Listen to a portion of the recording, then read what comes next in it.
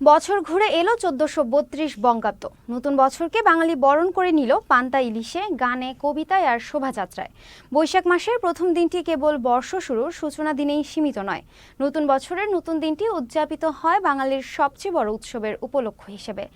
ঋতুভিত্তিক এই অসাম্প্রদায়িক উৎসবে অংশ নেন দেশের ধর্ম, বর্ণ, গোত্র নির্বিশেষে সব শ্রেণী পেশার মানুষ। বিস্তারিত প্রতিবেদনে। ভুলে পুরাতন, চলো জড়াই বুকে আগামীর সকাল, করি নতুনের আহ্বান।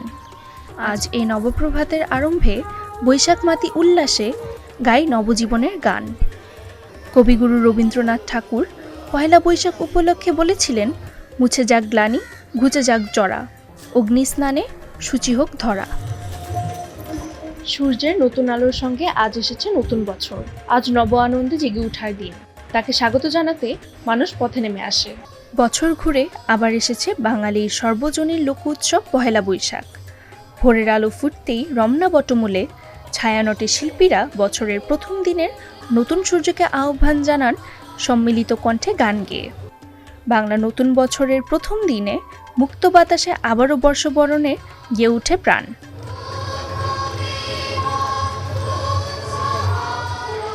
সূর্য একটু জাগতেই ঢাকা বিশ্ববিদ্যালয়ের চারুকলা অনুষদ থেকে আনন্দ শোভাযাত্রার মধ্য দিয়ে শুরু হয় পহেলা বৈশাখের উদযাপন। আর তাই খুব ভোরে ঘুম থেকে উঠে শোভাযাত্রায় অংশ নেন ধর্ম, বর্ণ নির্বিশেষে সব শ্রেণী পেশার মানুষ। সব মিলে পরিবেশটা খুব ভালো, বাট অনেক মানুষের সমাগম অনেক বেশি। পয়লা বৈশাখ আসলে অনেক সুন্দর পরিবেশে সুন্দর হচ্ছে, ভালো লাগছে।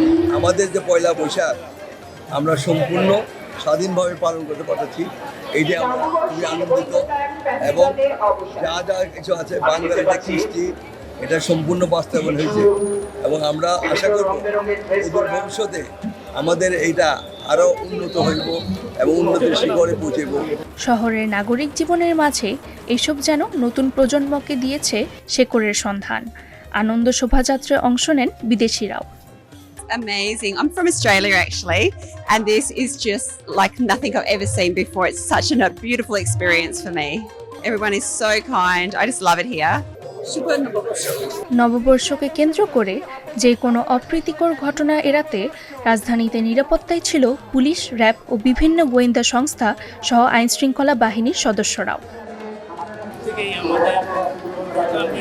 পুলিশের 18,000 পুলিশ সদস্য নিয়োজিত রয়েছেন এর মতো দায়িত্ব। ডেপুটি পুলিশ কমিশনার ঠিক তেমনি শেষ পর্যন্ত 2 মাসে আমাদের সোয়াট টিম, আমাদের ডগ স্কোয়াড সহ সিভিল ডিফেন্সে প্রচুর পরিমাণে নিয়োজিত আছে।